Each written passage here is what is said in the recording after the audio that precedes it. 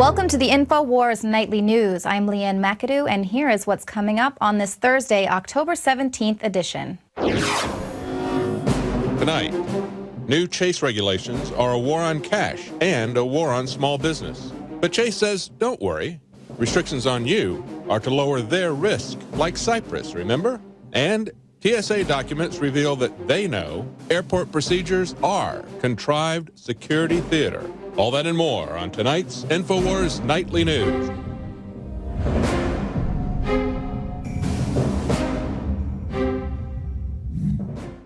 Yesterday, InfoWars broke the story that Chase Bank would be imposing capital controls on its small business owners.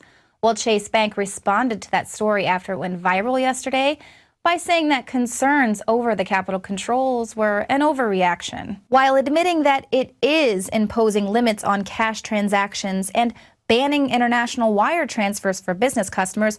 Chase Bank claims the measures do not represent capital controls and instead are merely about streamlining and de-risking. The bank also says that it is removing the ability to send the international wires because there is no oversight in the form of a bank representative managing them. Because, you're most likely sending money to terrorists every time you take your money out of the bank, so you must be monitored. Now, note that Chase isn't concerned about the risk of international money being wired into their bank. They're only concerned about you sending your money internationally. Paul Watson broke this story on Infowars.com, and he points out that in saying that international wire transfers are too much of a risk, Chase Bank might as well be bankrupt because it is telling you there is no money to withdraw. This is where the mega banks have wanted to take us all along, a total cashless society that destroys all privacy and allows them to fine and fee the general population into serfdom. But if you're like me, you're thinking, I'm not a small business owner. I don't have $50,000 in cash transactions that I'm making every month.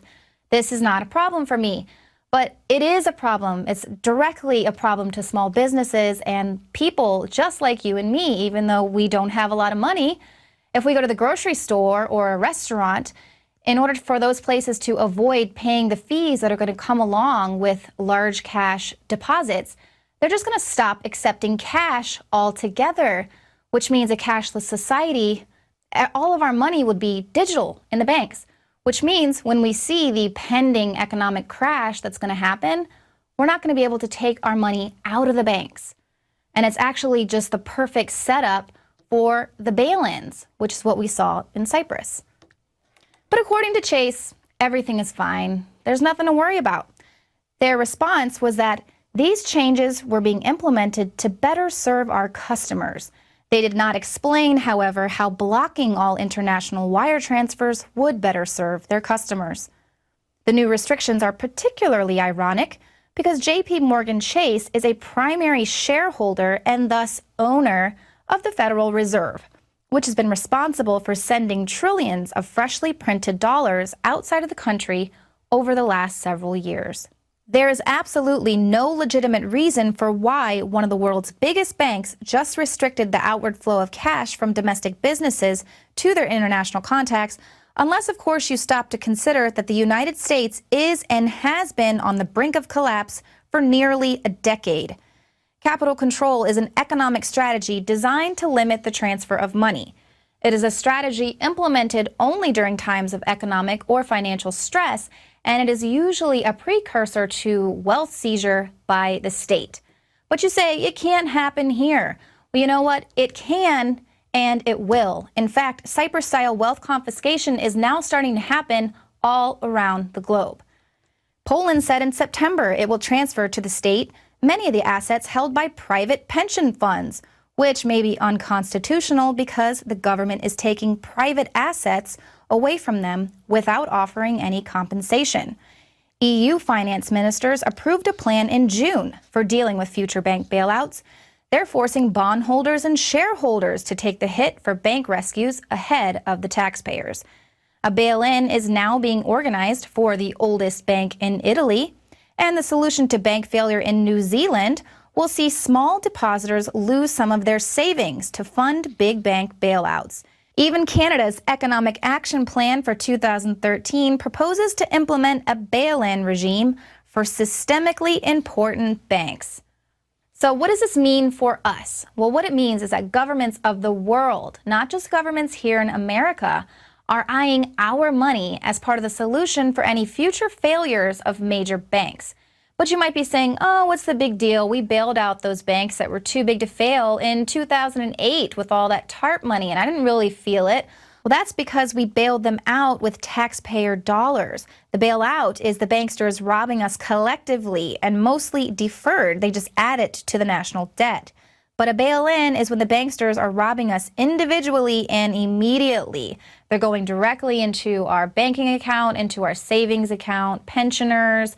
If you're a shareholder, they're going to go after any investments you might have. So when we see things like the banking industry requiring that all regulatory capital instruments include a mechanism in their terms and conditions that ensures they will take a loss at the point of non-viability, i.e., if they're losing money, they'll take yours. Why do you think they pay you 0.000001% for storing your money at the bank?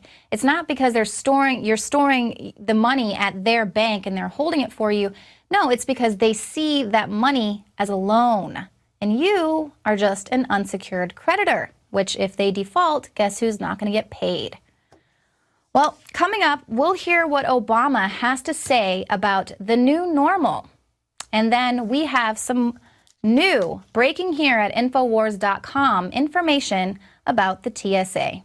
So stay with us. So Obama wants you to ignore the bloggers and Infowars and Obama scare. But what he also wants you to ignore is the government's own assessment of the TSA. Infowars' Adon Salazar examined the lawsuit against the TSA of blogger and activist John Corbett. The TSA redacted what he learned in his discovery, but our writer Adon did a little digging and compared it with the unredacted Pacer.gov version, where the TSA admits what we've known all along. They are destroying our rights to protect us from a threat that doesn't exist. In other words, the court documents go a long way in proving the TSA is pure, contrived security theater, custom-made solely to indoctrinate Americans through prisoner training into blindly accepting obedience to authority as a normal way of life. So check out that article on Infowars.com. It gets more in depth to the blatant abuse by the TSA against our civil liberties. In the meantime, we are searching out Corbett to get him here in the studio for a more in-depth interview. Now, lawsuits like the one that Corbett launched against the TSA are one great way of activism, but another way is whistleblowing. So stick around because after the break, David Knight is going to be speaking with Stephen Cohn. He runs a whistleblower's legal defense fund, and it's set up to protect those who risk coming forward to serve you and me.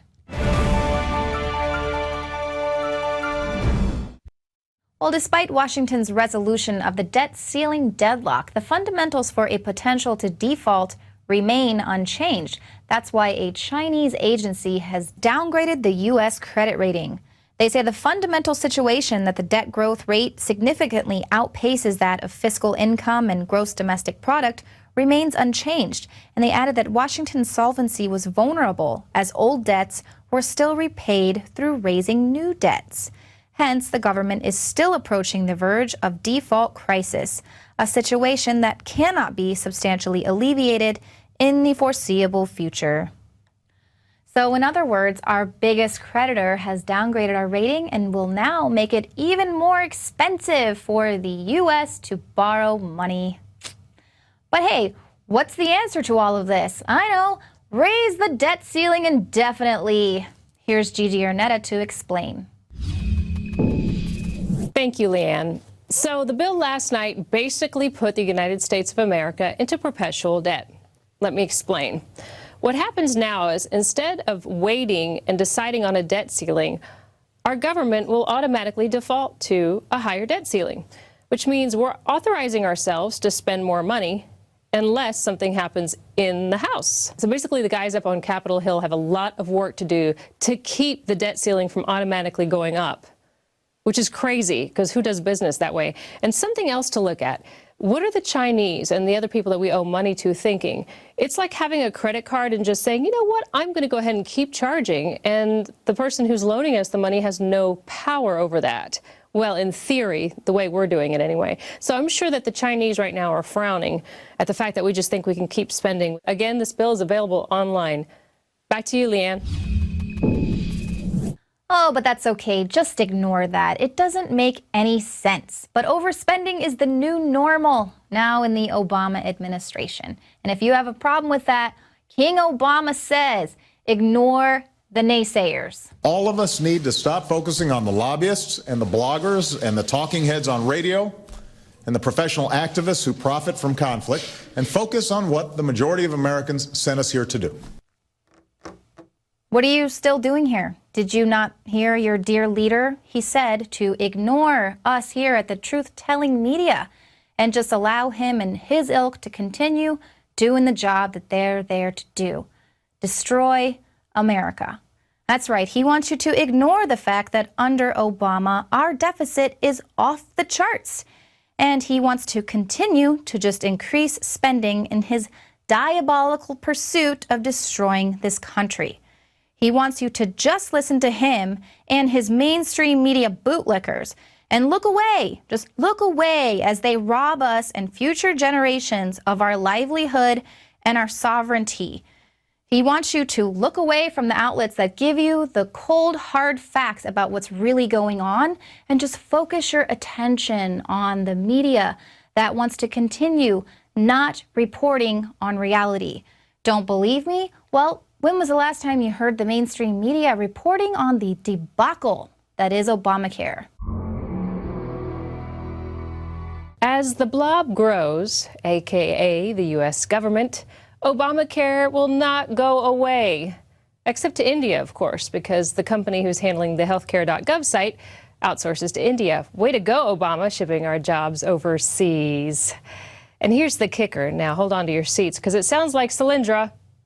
CGI is a Canada-based company that was actually fired because it couldn't deliver in Canada. CGI's federal parent company, Montreal-based CGI Group, was officially terminated in September 2012 by an Ontario government health agency after the firm missed 3 years of deadlines and failed to deliver the province's flagship online medical registry.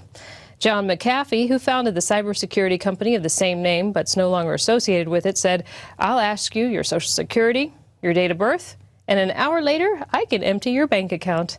The Obamacare websites, he said, have no safeguards. And the hardest thing to wrap your head around is the fact that there's so many people without health insurance and they don't have it because they can't afford it. And looking at the Affordable Health Care Act, well, it's not that affordable. So if you spend roughly $300 a month for your premium, you also have to add in your $5,000 deductible if you're looking at the bronze plan, and you're looking at about $10,000 out of pocket when you do the math.